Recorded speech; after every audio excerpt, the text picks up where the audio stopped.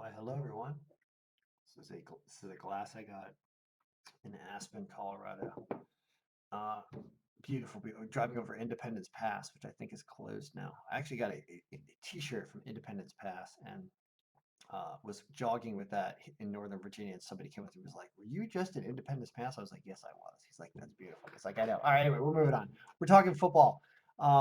Happy weekend, everybody. It's Saturday. I wanted to get this out of the way because this is the last time I'm probably going to look at any football this weekend or whatever. I'm not going to be paying attention to any of it. But for those of you who, uh, just like digesting this information and enjoying the dive through the numbers and all kinds of things, some stuff's happened this week. I felt the need to do one of these private videos for people that appreciate what we're doing here, and I thank you for it. And if you're a friend or if you're whatever, if you saw this before the games started on Sunday the 4th, before the 1 p.m. games or whatever started, if you watch this video, you're cool or you're sneaky. So let's talk about football and what I've done. All right.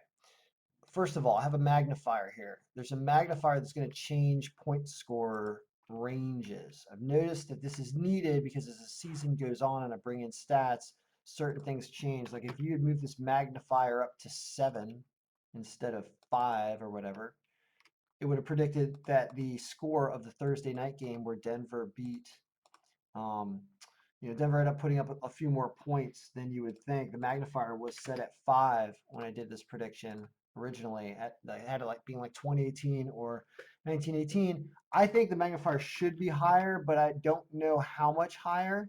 So I'm kind of messing around with it. It changes as the season goes on with the proportion of player stats and injuries and stuff. That's why it kind of fluctuates. I had it at 7 2 weeks ago and it was pretty good. 5 last week wasn't as good, but my scoring predictions weren't as bad. So it's kind of like it's a tough call. So so let's call it about 6 or whatever. Or 5. I liked 5.5 when I was looking at that. I feel like that's closer. So um, Denver does win on Thursday night, but let's talk about Sunday night and let's talk about or Sunday. I'm not going to talk about Monday night. I'll probably do a video after Sunday or Monday talking about the Monday night game or whatever. There's injury report stuff and there's things that I want to discuss. So within the injury report and the point projections, all of a sudden you get a bunch of lists of type of injuries. And one of them is COVID, reserve COVID, which I assume means the person got a positive result. That's Cam Newton and Adam Humphries are the only two as of RotoWire's injury report from Saturday here, right? That's going to change. That's going to obviously have inaccuracies in it and stuff that people share or want to share. I don't know what the rules are between the players union and the media and the league and God knows releasing this stuff. But given that COVID is everywhere and even the president's apparently got it, then I guess it's just public information if you have it because you all of a sudden you're a carrier and you could be spreading. So in the name of public health, I guess HIPAA just went out the window. Now, all that being said, so of course that's going to affect point projections and things. So let's break down every single gosh darn game for you guys who care. I'm just going to do one video for the week and just be done with all this. Let's just do this and talk about the games. So, in win score percentage and heavily in projected score, it likes the Niners over the Eagles at home. They're only minus 310. It amazes me that you have Baltimore minus 800 and the Rams minus 720 and only the Niners at minus 310 if my lines are correct, which the source for that just changed. On Best just changed their website completely and you can't copy paste like you used to. They're smart now. So you got to do this all by hand. So I'm doing this all looking at the games and not updating lines or spreads because I don't care. Sorry guys, like nobody's paying me for that. Like I'm not doing this. So we're just going to talk about what's here and it likes the Niners over the Eagles to crush them. So that's your like survivor pool pick, I believe, is this one. Like you go with the Niners if you haven't taken them yet. That being said, clearly Baltimore should crush the Skins. Um, we're just right around this margin. I mean, these are unbettable games because of the lines. I don't understand why the Rams are minus 7. How can the Rams be? I guess the Giants are awful, but it only has a. It does have 11. I don't know. I don't know what to tell you. I don't like either of those games, but always trust the algorithm. So if you do the 3-team parlay, they're supposed to win. Um, Seattle over the Dolphins. Okay, so look at that. Now, this is why you look at the algorithm. Here's some sneakiness. So all of a sudden, Miami's defense, as I mentioned in one of the videos last week, is a whole lot better this year than you would have thought. And that actually creates one of those weird tie games where Russell Wilson has to march down the field for a field goal or a touchdown in the last 4 minutes, killing all the clock, being a professional. And Seattle barely wins, like 24-23 or something weird. I bet you that's why it's doing this. So this says absolutely not put them as your survivor pool pick because it's way too close. This 310, this minus 295 is absurd compared to this minus 310. Like if you only had to pick one of those two teams, it's obviously the Niners. That's what the algorithm is telling us in both win score and projected score, right? So this is such a sneaky game. It likes Miami plus 6.5 for sure. That's your even money type bet there. So moving on. Tampa Bay and the Chargers. Another screwiness going on. Likes the Chargers by point projection, but it likes Tampa by win strength.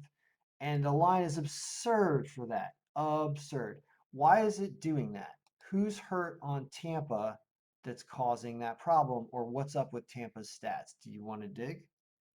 Let's dig. Let's find out what it is. I'm saying Brady's too old. I keep saying that.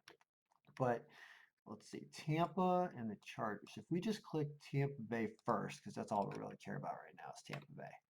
And we dig in, Brady's QB rating is crap in my file. That's why. So something about him, but not showing up in the numbers is working for them. And it's the kicker's kicking. Evans is crushing it. Jaron Jones. Maybe Brady's spreading it out. Maybe Brady doesn't look like the champ, right? Maybe that's how he does it. I don't know. Whatever it is, it's sort of working because their record's decent, right? They're 2-1 now, I think. All right, so that's what's going on. Is they say that Tampa Bay can't really score as much as you'd think they would. That's what's happening.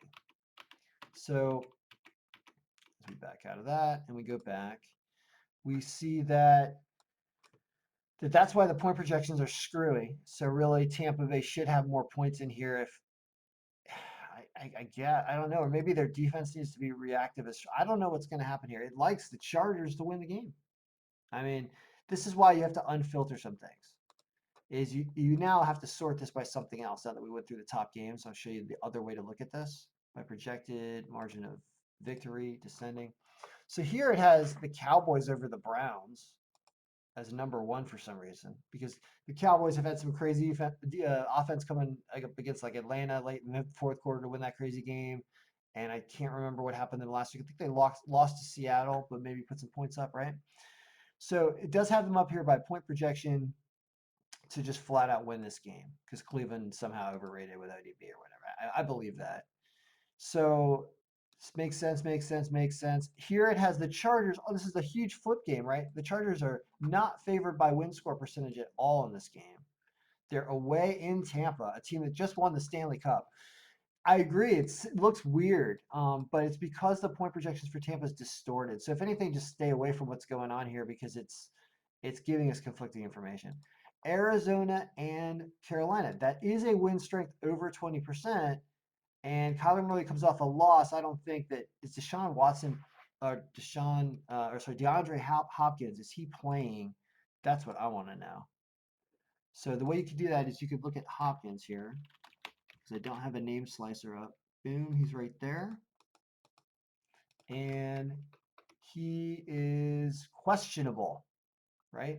There you go. So that would be the only thing that would question my pick is whether or not he's playing because he's a huge part. He's actually like 9 points, I think I saw, or something close to that, related to the influence he would have on the game. So you could see them losing 2014 if he doesn't play. That's interesting. Jacksonville and Cincinnati. Likes Jacksonville over Cincinnati, and they're at plus 140. They're on the road. But they're favored by wow. This is a clear underdog pick from the algorithm. It's over 20%, and they favor them by 3 points. Jacksonville Gardner Minshew pulls it off and beats Cincinnati. That's what it says. Now we're getting down to really close games. The Chiefs and the Patriots. Wow, favored by point projection, but not favored by win strength. How is that possible? How are the Patriots favored in win strength? Huh. That's a surprise. That is a real big surprise. I'm not sure why. I mean, the Chiefs are 3-0, right? Oh no, because they only won by 3 points. Weird. And that's weird. Let me look at that. I'll tell you the answer to that. So if we go to season pivot, it must be that the Patriots defense is phenomenal. That would be the only answer for that. Let's see here. Patriots are right here. Okay, what this is saying is, you go over to the right, that yeah, the Patriots defense is phenomenal. That's what it's saying. They're behind in every other category, um, except defense. So the only reason it thinks the Patriots, because I have such a heavily weighted defensive game. If you start distributing this out more into the offense and don't weight the defense with 35%, but bring it down to something like this, which is not optimal either. I don't think this is a good way to do it. But what happens is you see that what changes is the Patriots are now not a favorite. Yeah, they're now not a favorite. They're now -8%. This is why when you get the file and you can mess around with this, you can do it game by game. This is not an optimal strategy. However, when you weight too much on defense and there's too big of a disparity in defense, well, there's a reason it's weighting defense this 35%. It says that it has that kind of impact in the game. And so that's why it's picking the Patriots by win strength, but not by point projection. Super close game. When is that game? It's probably like the Sunday night game, right? I bet you it is. Let's look. No, it is the 4:25 game. Yeah, so that's going to be a heck of a game to watch. It's going to be a lot of fun. All right, so I'm not gonna watch it, but but it sounds like fun. Houston and Minnesota, more conflict. Minnesota doesn't even have a win yet. I don't like this team. They almost screwed me last week and beat Tennessee. Uh, Detroit and the Saints, like Detroit by point projections. That doesn't make sense. Drew Brees is like 41 years old, but good for him. He's my age. Drew Brees is still playing pro football at my age. Good for him. And Brady is older. So, is there anything else to go over here? That weird game. I like the Saints in this game, but apparently it's Saints are going to be favored. Yeah, the Saints are definitely favored. Yeah, they're going to be -200. The line's not good enough for that though. Favored by 4, you actually take the trade. These are some tough games. So let's refresh real quick so that we can go back and also talk about all the games and how you can. This is the quickest way to look at it and understand it, is to look at it in this way. Even though I like using the projected margin of victory as I guide my picks. So we won't talk about Monday night yet, but it does like Green Bay, of course. That kind of makes sense. All right. The Niners are an unbelievable survivor pool pick. That's the one. There's a 3-team parlay here that doesn't pay much that's probably going to win. This game you stay away from. Or you take, I mean, I don't like betting against Russell Wilson, but clearly you don't get caught with Seattle on a parlay here because this is a sneaky, weird game because Miami's defense is good. Maybe you bet the under in this game. I don't know what it's set at, but that's something that makes a lot of sense given what I just saw. This game's weird too. You stay away from that. Jacksonville's a great line to probably beat Cincinnati. Here you have your sole money line pick with a dog that probably wins. I like that one, even though they're on the road. Because, I mean, what is Cincinnati at home if still Cincinnati losing games? Arizona, does DeAndre Hopkins play? If he does, you go with them on the money line to win. The Saints of Detroit, I think this is probably an overish game, like something like happens like this, where the magnifier goes up with them in a game like that. And you see something, yeah, like a 31-32 that doesn't know what's happening. Weird stuff going on there. That's right. I just bumped all the scores up, but you can't do that. Denver and the Jets already happened. Dallas and Cleveland. That's funny. This is why it doesn't make sense with the magnifier of 7 in this game. Is the Cowboys are probably not going to put up 50, but at that 5.5 rate, that game looks reasonable, which is the Cowboys put up 40 and outscore a Cleveland that has no defense. Even Cincinnati Burrows walked through Cleveland's defense. Dak Prescott probably will do the same. I didn't talk about the Colts and the Bears for some reason. because it came out as a tie. This game's in Chicago. It's below 20%, so it doesn't think that the Colts are a strong pick. And the point projections are dead even. The line's 2.5, so Chicago plus 2.5, tough game. And Houston, Minnesota, tough game. Buffalo and Vegas. I talk about that. Or Pittsburgh. How did I miss these games? Buffalo. Buffalo is not favored by point projection. Yeah, the Raiders are a tougher team than you think. This game's in Vegas. I like Vegas in this game. And Vegas is going to be minus 135. Yeah, they barely win this game. And you can get them at +3. It's a Vegas line for you. I do like Vegas in this game. I know Buffalo's good, but this is in Vegas where their fake fans are doing just fine. All right, Pittsburgh and Tennessee tie. Wow. Yeah, two good teams. I do agree with that. Maybe that'll be the second tie of the season. Like we had the Cincinnati tie, I think, last week, right?